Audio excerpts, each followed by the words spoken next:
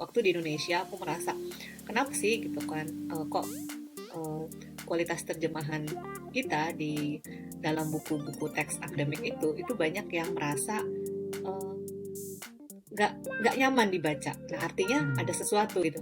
Nah aku coba lihat buku-buku yang fiksi kayak novel gitu, itu aman-aman aja buat teman-teman di Indonesia. Tapi kenapa buku teks akademik merasa tidak nyaman dibaca?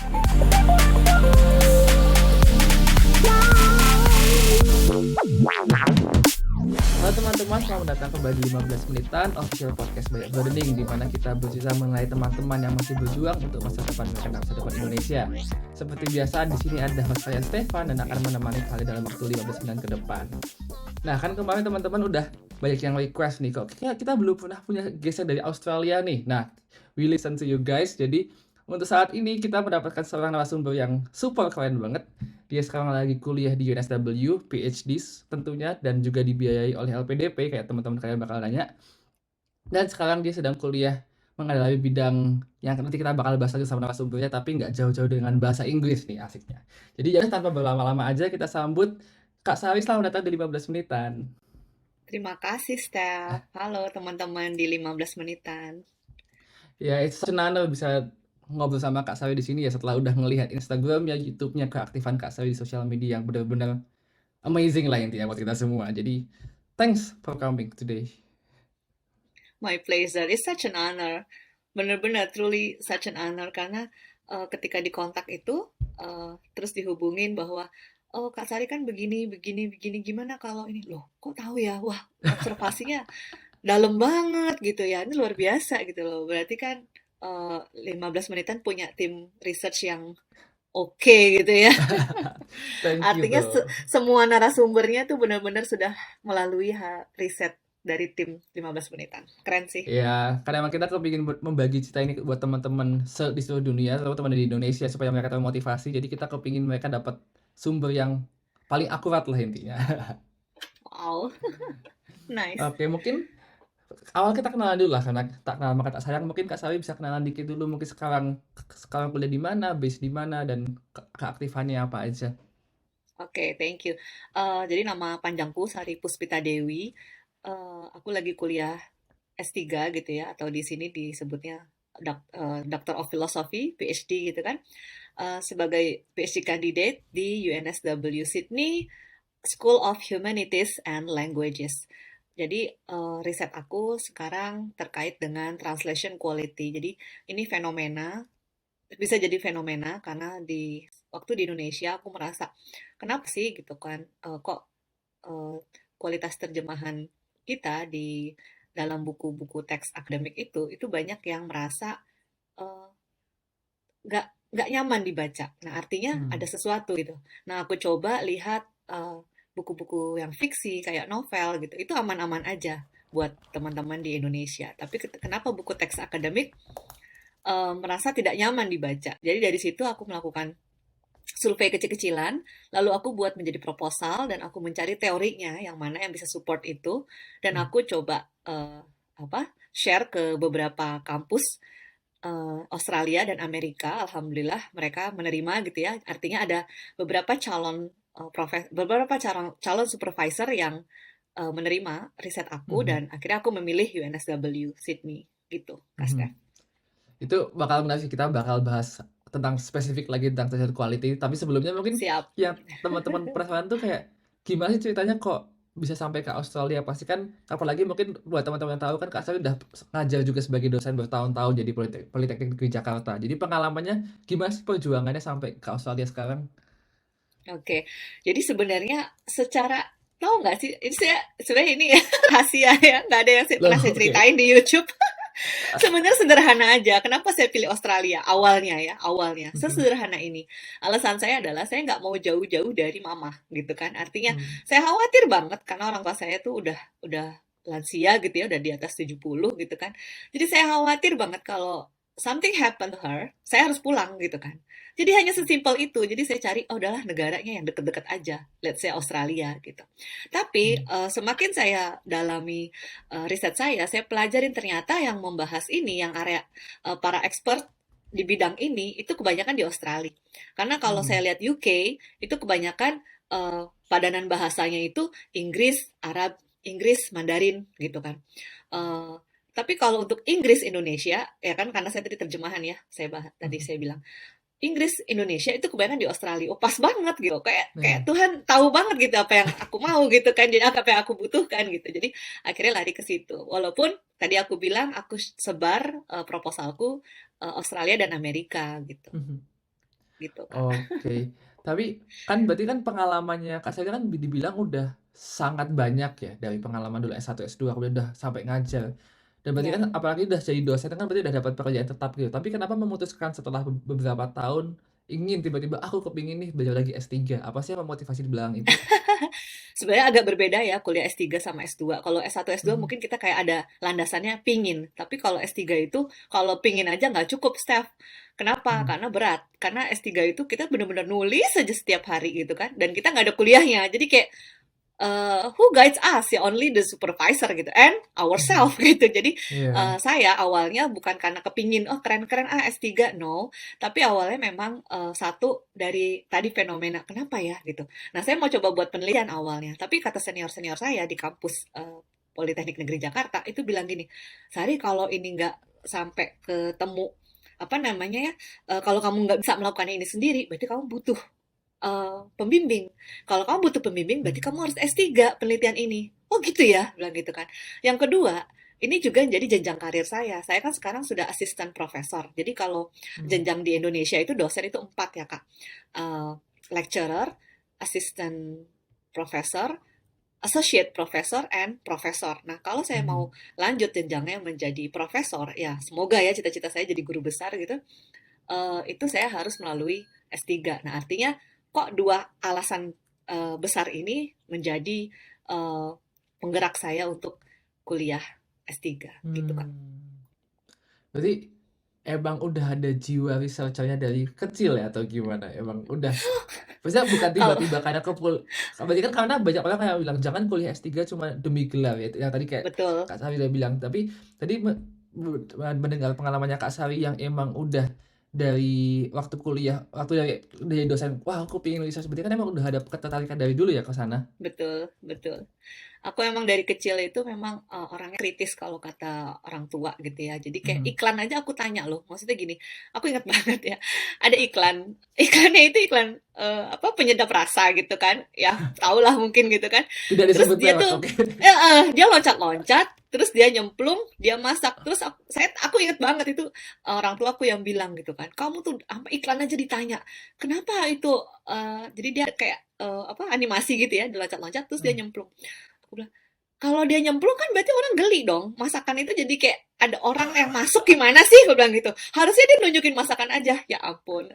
Jadi kadang orang tua aku juga kadang suka bingung menjawab pertanyaan-pertanyaanku gitu. Mmm. Tapi luar biasanya papaku tuh almarhum gitu ya. Emang ilmunya itu dalam banget. Jadi segala macam pertanyaanku kadang bisa juga beliau jawab.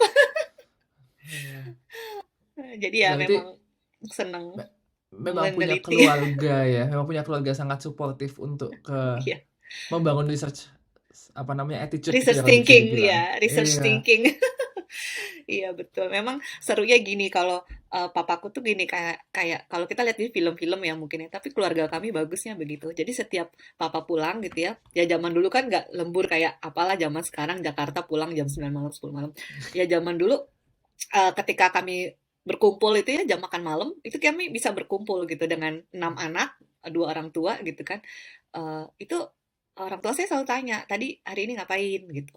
"Di sekolah ngapain? Ada apa? Ada apa?" Jadi memang kami terbiasa untuk bicara gitu loh. Terbiasa untuk mengungkapkan, apa yang ada di pikiran kita gitu. Oh, menarik menarik menarik menarik. Menarik. Nanti kalau Nah, Steph punya keluarga gitu ya, Steph. Jadi, iya quality time jadi itu penting wejangan kayak banget. gitu. Quality time itu penting banget dan itu membentuk karakter kita sih, Mmm, pribadi mhm. anak-anak jadinya kan, gitu Ap Steph. apakah ini yang akhirnya juga kayak ini kembali ke topik yang research tadi Kak Sawi ya, Aha, tadi kan ngomong soal iya, bagaimana Kak Sawi melihat adanya istilahnya kayak ada nggak pasnya gitu ketika membaca buku-buku pelajaran. Apakah ini nah, juga mulai dari itu tadi bahwa Kak Sawi emang terbiasa berpikir kemudian melihat keadaan situasi di Indonesia di mana buku-buku terjemahan saintifik itu tidak sebagus seharusnya. Apakah itu yang akhirnya membuat Kak Sari kepingin buat mengubah ini?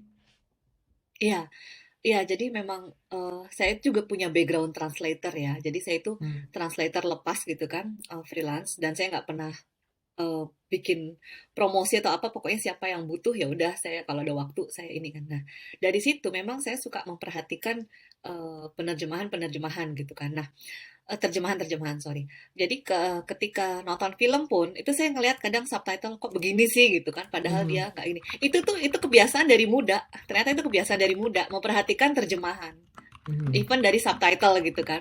Dan kalau misalnya saya baca novel atau apa, itu saya seneng ya gitu. Ketika baca Mhm. novel tuh kayak penulisnya, let's say Harry Potter gitu kan.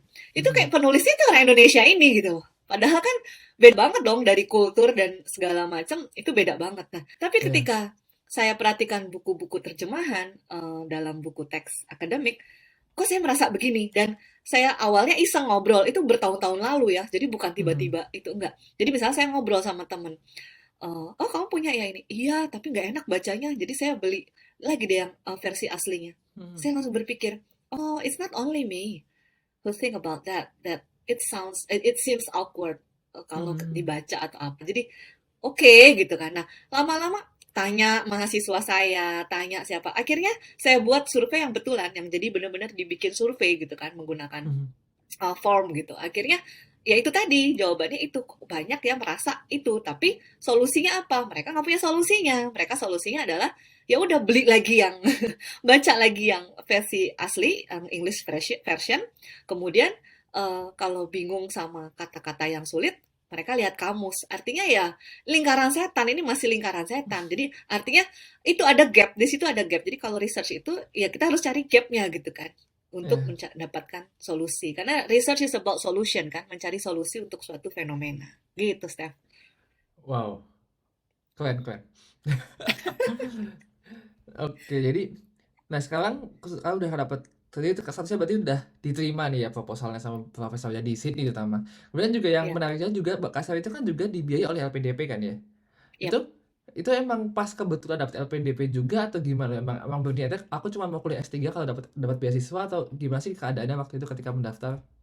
Wow, itu betul-betul perjuangan yang ibaratnya kalau kita lagi di sungai itu benar-benar dua perahu. Aku benar-benar menjalankan dua perahu gitu. Jadi kalau orang bilang, orang selalu nanya, beasiswa dulu atau cari kampus dulu? Both. Yang mana yang duluan dapat gitu aja gitu kan. Jadi ketika back in 2018, jadi ketika aku bikin proposal, kemudian diterima beberapa kampus gitu kan, aku langsung berpikir, oke, ini saatnya aku berjuang beasiswa. Karena cari kampus itu bukan berarti kayak S1, S2 sampai terregistrasi, enggak. Baru cari Mhm. profesornya aja dulu, siapa yang mau sama riset kita. Itu untuk Mhm. S3 ya tipsnya. Jadi ketika sudah mendapatkan calon-calon supervisor, langsung dong kita berjuang. Apa nih beasiswa yang ada di depan mata. Jadi sebenarnya aku pada saat itu nggak cuma nyoba LPDP, aku coba yang lain gitu kan. Jadi Iya. mana yang syaratnya kita eligible, yang mana doable, yang mana dalam dalam arti doable ini dalam waktu yang singkat gitu kan. Karena Mhm. oke, saya perhatikan kan ini 2018 ini saya perhatikan. Saya pelajarin dulu. Saya nggak berani langsung mencoba. Pelajari dulu, terus betul-betul saya coba cari di sosmed gitu ya. Tapi mostly ini yang S1 S2 gitu. Emang saya rasa sih mungkin teman-teman PhD itu emang udah nggak punya waktu lagi untuk bikin konten ya.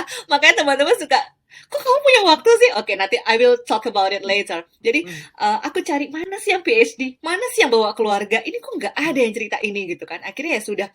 Kenapa? Karena kita tuh perlu tipsnya yang di luar dari materi itu gitu kan. Kadang Mhm. oke, aku cari. Oke. Kemudian ketika lagi pelajarin itu, aku terus keep in touch dengan calon supervisor. Aku bilang di email itu, aku sedang mencari beasiswa. Nanti kalau sudah dapat, aku pasti kontak kamu lagi gitu. Jadi harus dikasih tahu bahwa kita nih memang masih mau gitu loh sama mereka gitu Mhm. kan, sama para supervisor ini, calon supervisor. Oke, kemudian setelah itu 2019 aku mencoba beasiswa yang lain ya. Jadi yang awal 2019, jadi aku kan ngelihat ya, yang mana sih yang rentangnya bulan ini yang mana, bulan ini Pas yang ya keluar yang intinya. mana. Iya, jadi coba aja semua gitu kan. Kemudian aku coba gitu. Salah satunya ada beasiswa apa namanya dari pemerintah sini gitu kan, pemerintah Australia. Kemudian ketika aku coba itu, memang aku agak nekat karena topik aku nggak dicari gitu. Topik aku nggak ada di situ. Oh. Jadi jadi kita kayak compete sama temanku si A gitu ya. Si A ini dari segi apa ya, kalau dari segi qualifications itu Mhm. kayak publicationnya dia itu dia belum internasional. Terus Hmm. dari sisi ya tulisan publikasi itu aku masih di atasnya temanku ini, tapi dia diterima.